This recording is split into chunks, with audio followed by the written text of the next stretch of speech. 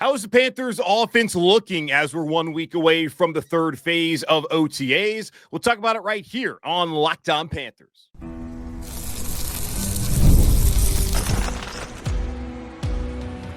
You are Locked On Panthers, your daily Carolina Panthers podcast. Part of the Locked On Podcast Network, your team every day. Welcome into another edition of the Locked On Panthers podcast, a part of the Locked On Podcast Network. I'm your host, as always, Julian Council, talking Carolina Panthers with you every Monday, Tuesday, Wednesday, Thursday, and yes, of course, Friday, your team every day. That's our motto here on the Locked On Podcast Network. Thanks for watching the show right here on YouTube and listening wherever you listen to your favorite podcast. Be sure to follow me, Julian Council, over on Twitter and Blue Sky at Julian Council, because on Friday, I'm back answering your weekly Friday mailbag questions. And do me a favor, trying to record the mailbag on Wednesday afternoon. So get those questions into me by either adding me or DMing me over on Twitter or adding me on Blue Sky by Wednesday afternoon so you can be a part of the weekly Friday mailbag right here on Locked On Panthers. And we are just 1 week away from not the beginning of OTAs, but the third phase of OTAs, where the media will be out there. We'll get to talk to Dave Canals, get to talk to select players, and get to see what this new Panthers product looks like on the field here throughout this offseason in 2025. So with a week away from that, I want to spend the next 2 days looking at the Panthers' offensive and defensive depth charts and asking one question about each position group. So going to start off with offense today, then do defense. And later on in the week, I do have a couple of guests here from the network I'm going to have on to talk about some of the guys that have been free agent additions this offseason and talk about how those guys fit in, as again, we are a couple of days away from the third phase of the organized team activities here in Carolina this offseason. Let's start off with quarterback, of course. Looking at the quarterback position right now, 4 guys are in that depth chart: Bryce Young, Andy Dalton, Jack Plummer, and then Ethan Garbers, rookie from UCLA. Those are the 4 quarterbacks in the room here in Carolina right now. Glad to have Andy Dalton back once again to be a mentor to Bryce, but also to be someone who, if they need him to come in, especially week 3, he is somebody they can depend upon to at least keep them competitive and maybe win a game if he has to start. Jack Plummer continuing to be a developmental quarterback there and possibly the backup after Andy Dalton departs, maybe even after next season. We'll see how that all plays out. And then Ethan Garber as well. We'll see how all that plays out for him as well. But the one question I have as far as this position group goes is, how does Bryce Young follow up on his close to the 2024 season? That's probably the question that all of us are asking and wondering to ourselves after, when you look at it from week 8 to week 18, when he came in there to start on the road against Denver. He had the 6th best passing grade according to Pro Football Focus. He was the 12th best overall quarterback according to PFF during that time, incorporating run grade and all the other stuff that goes into it. But he had the 6th best passing grade from when he came back in as a starter on the road against Denver, all the way to that week 18 win on the road against Atlanta. But if you want to ignore the Denver game where he came in midweek, had to be the starter, clearly didn't have the timing down for some of those guys in that game, especially with Tommy Trimble. That led to an interception and underthrow as well to Jalen Coker. Wasn't on the same page. Then you looked in week 9 at home against New Orleans. That probably was Bryce Young's best played game of his career. Maybe the game against Green Bay the year prior as a rookie was better, but you looked at just how comfortable he looked and how he operated the offense. Bryce looked light years better, obviously, than what he looked in week 1 in week 2 of last season. Looking from week 9 to 18, he had the 5th best passing grade. And then he was the 6th overall quarterback. So the second half of the season, he was a top 10, top 6 quarterback in the NFL. And I'm not going to come out here and think that right off the bat, Bryce is going to do that again this upcoming season, because I don't think Bryce Young is better than Josh Allen or Pat Mahomes or Joe Burrow, Lamar Jackson. I mean, those are 4 guys right there already going to be in the top 4. I would imagine that Matthew Stafford's probably up there. We'll see how things work out with Jared Goff now that Ben Johnson is in Chicago, but he would have a great opportunity. If Bryce Young can be a top 12 quarterback like he was from when he came back in as a starter to the close of last season, I'm thinking you feel good about that next season. No? Like, would you not? I would think you would want to feel good I'd have to feel good about that if that's how things play out. Obviously, you'd love for him to be a surefire top 10 guy, be right there behind the Burrows, the Mahomes, the Allens, the Lamar Jacksons of the NFL. If he can be number 5, and those guys are all in the AFC, how does he stack up to all the quarterbacks in the NFC? If he's a top 5 quarterback in the NFC, like, you're in a good position moving forward here in Carolina very clearly. So that's the one thing I'm wondering, as we still are a week away from some of the on-field stuff going on with OTAs. How does Bryce Young follow up the close of 2024? Of course, talk more about that throughout the offseason here once you get to some of these position breakdowns I'm going to do in June and in July. Looking at wide receiver, a lot of dudes in that room right now. I've got Adam Thielen, Xavier Legette, Tetairoa McMillan, Jalen Coker back for his second year, David Moore coming back to Carolina after re-signing this offseason, Hunter Renfrow, one of the more recent additions as far as a veteran goes, Jimmy Horn Jr., the 6th-round pick from Colorado, then some undrafted guys like Jacoby George, Kobe Hudson, Moose Muhammad, yes, the son of that Moose, Dan Chisena, and then Bryson Tremaine close out the rest of this wide receiver room, which is a lot deeper than it's been over the last couple of years. And there's a spot that I'm very interested to see how things play out. In particular, what will Jalen Coker's role be this upcoming season? I've said this multiple times now. I look at it as Adam Thielen, Xavier Legette, Tet McMillan. Those are going to be your top 3 guys. And maybe it's possible with Adam Thielen being 35 this season that he may take a lesser role coming into the year. And you would want to see your first round top 10 pick, Tetairoa McMillan, come in and immediately be that wide receiver 1, or at least grab that job after the first couple weeks of the season. You want to see Xavier Legette ascend to that number 2 role and continue to play at a higher level than we played at last year. That's what you want to see, or at least play at a higher level than he played at last year. You want to see that. You want your younger guys start taking over those 1 and 2 roles and have Adam be that number 3. But remember, this offseason, they did give him a raise for his final year here in Carolina, in all likelihood, the final year of his NFL career. I'm wondering, was that raise also kind of a sweetener for them telling Adam,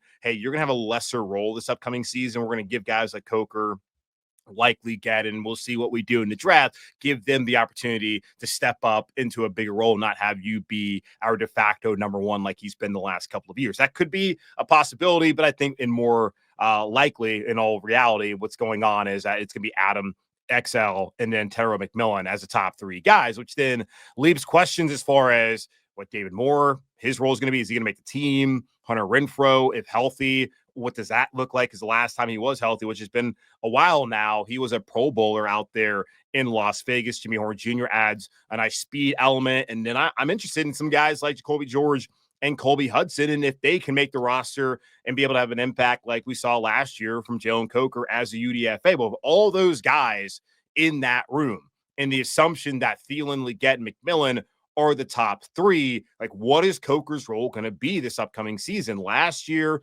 32 receptions on 46 targets, 478 yards and 2 touchdowns. He played 66% of the offensive snaps. And I was trying to look at PFF to find some areas of how he could stay on the field, and one of them would be run blocking. As a receiver, if you want to be able to play, you want to catch the ball, you got to be able to block. And I first was toggling through PFF's premium stats, and it was telling me that Jalen Coker had the 2nd best run blocking grade among wide receivers last year, right behind Puka Nacua out there in LA. I had to double check to make sure that number was right, and it wasn't. Don't know what the hell was going on there with PFF when I was looking at it, but apparently he actually had a 43.2 run blocking grade, which is very much so not the 2nd best in the NFL from a season ago. So that may not be an area that's going to help him stay on the field, because that's what you have to be able to do, especially if you're not, he's not a fringe roster guy, if you're not going to be one of those top 3 pass catchers, and maybe he will be, but when you're fighting to be that 4th guy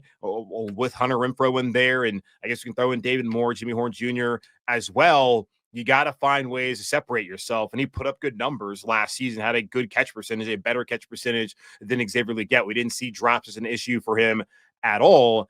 That is one area I'm really curious to see how that plays out. And next week when they're out there not much to take away from who's out there first and all of that. We got to get to the second or third week of training camp to really see how those competitions are going and see where Jalen Coker really fits in this offense heading into year 2 of Dave Canales and, of course, his second year here in Carolina. So quarterback, wide receiver, that's the depth charts. And 2 questions I have looking at them right now. Running back, tight end. Take a look at those 2 depth charts here in just a moment on Locked On Panthers. Say goodbye to sticky notes, scribble plans on the fridge, and overlapping calendar invites. The Skylight Calendar is here to bring clarity to the chaos and help families stay organized without the stress. This sleek digital display syncs with your existing calendars. That's Google, Apple, Outlook, and more, making it simple to track appointments, practices, dinners, and reminders all in one easy-to-see place. No longer will big plans get missed out on because they're buried in a digital calendar or not written down at all. Right now, Skylight is offering our listeners $30 off their 15-inch calendars by going to skylightcal.com/NFL. Go to skylightcal.com/NFL for $30 off your 15-inch calendar. That's skylighthtcal.com/NFL. Continuing to look at the Panthers depth chart post NFL draft, taking a look at the offense today and one question for each position group. Now looking over at running back, Chuba Hubbard back once again, starting the first year of a 4-year, $33.2 million extension that could have a max value of $37.2 million. Rico Dowdle coming over from Dallas in free agency back in his home state of North Carolina. Trevor Etienne, the 4th-round pick from Georgia. Raheem Blackshear, he's back once again on a free agent deal. Monty Bailey and in Kyron Lynch-Adams are closing out the running back room. And of course, Jonathan Brooks, 2nd-round pick from Texas from a year ago. He is on the physically unable to perform list and will be out for the entirety of the 2025 season as he is recovering from a second ACL tear in his knee. But looking at this, the one question I have for this room is, what will Chuba Hubbard's workload be? You guys know how I feel about running backs. You use them, you abuse them, then you lose them. Well, Carolina, they used Chuba. They didn't really abuse him, and they certainly didn't lose him, as again, he signed a 4-year, $33.2 million extension with a max value of $37.2, but $15 million fully guaranteed, meaning that he's going to be here in 2025. He's going to also be here in 2026, and then 27, 28. Those are the 2 years that are kind of TBD based off of course, his performance, but also how they're going to utilize him. And I've had conversations with people about what does this now look like for running back who signs a big deal. And they say you kind of want to have them stretch it out and be available throughout all of that time, meaning that his workload may not be what it was last season. And when you bring in someone like Rico Dowdle, who's also coming off of a 1,000-yard rushing season, do you need Chuba Hubbard to have the kind of workload he had last year in Carolina? Now, looking at it, he had 250 rushing attempts last season. Chuba did here in Carolina. The rest of the running back room had 92. 55 of those were from Miles Sanders. So 250 to 92. They're bringing in Rico Dowdle. Rico was the top running back last year in Dallas after Jerry realized maybe he shouldn't be giving the football to Dalvin Cook and Ezekiel Elliott. It's not 2016. It's time to move on and move forward. And Rico Dowdle became their guy. Rico Dowdle had 235 rush attempts last year. I'm guessing when he signed in Carolina, he was not thinking he'd be getting 235 rushing attempts with Chuba Hubbard already on the roster. But I also don't think he's thinking he's only going to get 55 this upcoming season. I don't know if it's going to be an even split, but you would think with those two being the top 2 guys here and both coming off of solid seasons and Chuba being the elder statesman and having been signed to this big extension and coming out the week of that extension in Germany and having the best game of his career up until that point in time, he would probably get 60 at least % of the snaps or carries. And then you give Rico 35% and then whoever else 5%. That'd be Trevor Etienne primarily, maybe Raheem Blackshear as well. Like that would make sense to me. Maybe it's a 55, 35, and then whatever the math is there. I guess that's 10. Is that 10% for everybody else? So we'll see. That's just one thing I'm really interested to see, just how they're going to manage Chuba's workload. And Does it end up being more carries than you would expect for Rico Dowdle? If they're going to be more of a run-first kind of team we talked about last year, which Dave Canal was saying they're going to be stubborn about running the football, and they were never really all that stubborn when it came to running the ball last season. And now when you have two backs, both coming off 1,000-yard rushing seasons, the entirety of the offensive line, the top 8 guys coming back again onto this roster, I know your quarterback looked good down a stretch. I know the receiving room looks a lot better than it has in the last couple of years. But dang, man, kind of feels like you got to hand the ball off and feed as many people as you can. So we'll see how that all plays out. But what will Chuba Hubbard's rushing load or workload be? That's something I'm looking to see this upcoming season here in 2025. Tight end. Looking at the depth chart right now, you got Jatavion Sanders, second-year, fourth-round pick from Texas from a year ago. You got Tommy Trimble. He's signed here at Carolina. Mitchell Evans, who was the fifth-round pick from Notre Dame in this year's draft. James Mitchell, Dominique Daphne, and then Bryce Pierre. Those are the other tight ends to close out that room. Sanders, Trimble, Evans, probably the ones that you're going to be mainly looking at. And we'll see if they have a fourth guy on the roster once all is said and done. But the one thing I am looking at right now is what does year 2 look like for JT Sanders? Last season, he had the best season that a tight end has had here in Carolina since Greg Olsen left. And that is a long time at this point in time. And there has been hope in guys like Ian Thomas, who is no longer here in Carolina. And there was hope that maybe Tommy Trimble could be what he was not at Notre Dame. And he has still been a good player for Carolina, but they have needed a true pass-catching tight end and someone who could be an all-around player for them at that spot. And JT Sanders is thrown out there week 1 with Jordan Matthews, as Ian Thomas and Tommy Trimble were both injured at that point in time.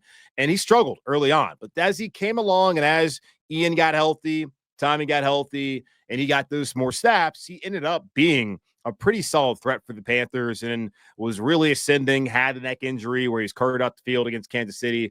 And in the final 5 weeks of the season, just was not the same guy, unfortunately. But overall, still was really encouraged by what he did last season. 33 receptions on 43 targets for 342 yards and a touchdown, had a 76.7 catch percentage, which was second among true pass catchers on the team, would be third on the team if you want to count Chuba Hubbard, but Chuba wouldn't look at him as a true pass catcher. He was only behind Adam Thielen truly last season. JT Sanders was in catch percentage. When you look at PFF and only look at the guys that were in his draft class who met the snap minimum, he ranked 6th out of 8 tight ends in that class, but only behind Brock Bowers when it came to receptions and receiving yards. Overall, gave the Panthers what they were looking for. And now, in a second year here, a full off season, once again, coming back healthy.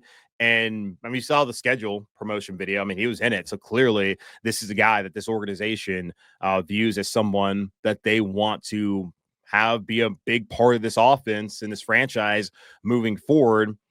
With all the running backs that you got now with Chuba, with Rico, with the receiving talent coming in, like I just really want to know how Dave Canales is going to be able to spread the football around and keep everyone in that room happy. And it's good to have this situation considering the lack of weapons that they had 2 years ago during Bryce Young's rookie season to the improvement last year to where this year, man, there's real competition in this offensive locker room.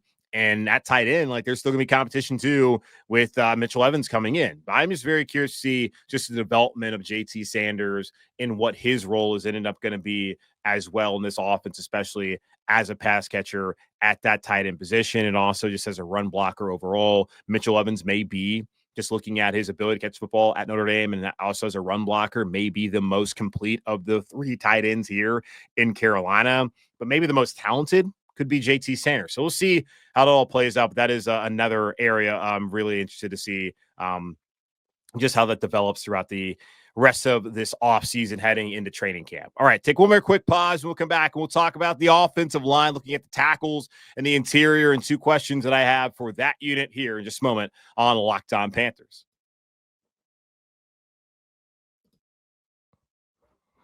Let's take a look at the offensive line depth chart as all 8 of the top guys from last year are back in Carolina. And I don't think that's underrated at all. That is one of the biggest moves that happened this offseason for Brady Christensen to be back, to have Josh Diamond back there as well as a swing tackle, but to have Icky, to have Taylor, to have Damian Lewis, Austin Corbett coming back, Robert Hunt, Cade Mays. that is awesome to see the continuity on the offensive line, a position where when the Panthers have been bad, the offensive line has been a train wreck. When the Panthers have been competitive, the offensive line has been a strength. It's been really that simple for this team. And last year, the offensive line was a strength, but the defensive line was a train wreck. So you got to have both of those sides of the ball being competent in order to win at the NFL level. But primarily, it's been the offensive line that has held back this team. And now you look at it, it is a strength. And I said that a couple of years ago. I felt like the offensive line was going to be a strength, and it turned out to be a train wreck because of the injuries. But now there's just no way that this is not going to be a strength. Knock on wood, of course. We'll see how it all plays out this upcoming season. But splitting it up between tackles and interior offensive linemen, starting off looking at the tackle depth chart, there's only 4 guys right now. You got Ike Ekwonu, Taylor Moton, Yash Nyman, and Brandon Walton. Maybe you can throw Brady Christensen in there as he can play. And we have seen him play all 5 positions on the offensive line during his first 4 years in Carolina. But it's Ike, it's Taylor, it's Yash, and then it's Brandon Walton. They're the 4 guys at least listed on Panthers.com as offensive tackles. And you have Brady listed just as an offensive lineman, which is totally fine. But looking at this position group, the one question I have when just looking at the depth chart is, will Taylor Moton earn a new deal this season? You look at him heading into this year, he's got a $31.3 million cap hit that Brant Tillis, that Dave Canales, Dan Morgan, all 3, really Dan and Brant said they were totally fine with, that they could sit on it, but they had a plan and they could be able to attack all the positions they needed to attack via free agency in the draft. And they did not have to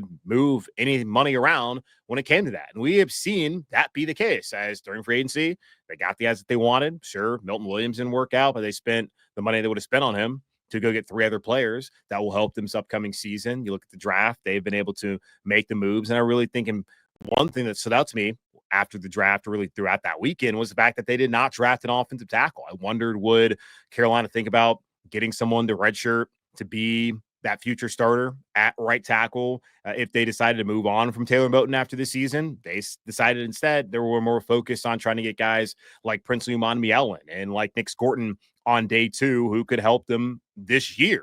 So he is somebody that I'm really, really curious to see how his season and his offseason plays. Like, I don't get any thoughts of them wanting to extend him. If anything, Ike Ekwonu, we talked about this a couple of weeks ago, that would be the guy who potentially could be in line for an extension, just based off of how recently some of these first-round offensive tackles have had their 5th-year options exercised. And later on in that summer, whether it be June or July, they've been handed down extensions. Carolina has typically, with guys like Derek Brown and J.C. Horn in recent years, they've given them 5th-year option, had them play out that 4th year, and then going into the 5th-year option that offseason, they go ahead and get that deal done. So JC this offseason, saw it with Derek last offseason, a nice trend after trading away Christian McCaffrey, trading away DJ Moore, not wanting to re-sign Brian Burns or extend him Brian Burns, and then trading him away to New York. They've been able to stick with their guys recently, and that's something that they want to do. They want to reward them. And will they reward Taylor Moton if he goes out there and he continues to be the beacon of consistency at that right tackle spot, where, again, y'all, he's played in 129 games, making 113 starts the past 7 seasons. He's only missed 3 games, all coming this past year. Had a knee that kind of bothered him, and that was something that they were monitoring all off season, or all throughout the season, rather. Also had the I think it was the shoulder, whatever it was, that kept him out for a couple of weeks there after that Chicago game. But there is concern about the knee and his durability moving forward as he turns 31 in August, and he's not getting any younger. And once you get over 30, then teams have to really think about where they want to keep you around. But we have seen plenty of offensive linemen in recent years who even had injuries, who have been playing deep into their 30s. I don't know if Taylor wants to do that. I don't know if Carolina thinks that he's going to be able to do that as far as his body, if he can maintain it. But so far, it's been good. And if he can stay healthy, continue to play well, I want to see if Carolina is willing to offer him a new deal, or if they're deciding just to move on and get a younger player there at that spot next off season. Looking at the interior of the offensive line, you got Damian Lewis, you got Austin Corbett, Robert Hunt, Cade Mays, Brady Christensen, Chandler Zavala, Jatir Carter, Luke Condra, Jarrett Kingston, and Steven Lasoya, who are filling out the rest of that group. Of course, Damian and Robert starting left and right guards, respectively. Austin Corbett, Cade Mays, and I would assume Brady Christensen all battling for that center's position. Chandler Zavala, he is also the step in if they ever need him at guard. He really looked a lot better last year when they asked him to go in there. No drop off when he came into the game after really not being ready to go his rookie season, and not on him. The injury to Austin Corbett did not set up Carolina for success heading to 2023. And when Brady Christensen goes down week 1, not ideal that you have to start this 4th round rookie there in week 2 on Monday Night Football against New Orleans. And he struggled from there on until being out for the season, but came back. And I was really impressed by him a year ago. So glad to have Chandler Zavala back here for his 3rd season in Carolina. But the big question, it's the one I've been asking: how is the center position going to shake out? I am very curious if Brady is a part of that competition or if it's just Cade and Austin. And if so, do they lean more to the younger player who can be here for a while with Bryce, or do they want to go back to the veteran who was the starter those first 5 games? And Cade May isn't even on the roster at that point in time. So that's just the one thing I've been looking at, and I'll keep wondering about. And you look at all the competition, like I'm excited about wide receiver, how that competition is going to play out. Other than that, offensively, like, there's not a quarterback competition. Running back, we'll see how Trevor Etienne, Raheem Blackshear, that's kind of a competition there. Tight end, not much of a competition. Of course, offensive tackle, not a competition. Its center is really outside of just receiver, and we're really looking at like that 4th wide receiver. That is the only starting competition on the offensive side of the ball that we're all going to be monitoring this offseason. And again, looking at OTAs next week, it will be notable somewhat to see who is going to be the starting center. But that really won't come into focus until we get to August. And once we're a week or 2 through training camp and heading into that first week of the preseason, that is when we really can focus in on who is going to be the starting center here in Carolina this upcoming season. So whether it be Cade Mays, Austin Corbett, maybe Brady Christensen, that is a spot, that is a position that I am very curious to see how it's going to shake out this upcoming season. But that's going to wrap up this edition of the Locked On Panthers podcast, part of the Locked On Podcast Network, hosted by yours truly, Julian Council. Again, y'all subscribe or follow the show for free over on YouTube, wherever you listen to your favorite podcast. And be sure to follow me, Julian Council, over on Twitter and Blue Sky at Julian Council, where again I'm answering your weekly Friday mailbag questions. Get those into me by Wednesday afternoon for this week, as I'm heading out of town for the holiday weekend. In the meantime, be safe, be happy, be whole. As always, keep pounding. And tomorrow I'll be back to talk about the defensive depth chart, and ask one question about each of those position groups. And we'll also get in some special teams as well. All that coming up on Tuesday on Locked On Panthers.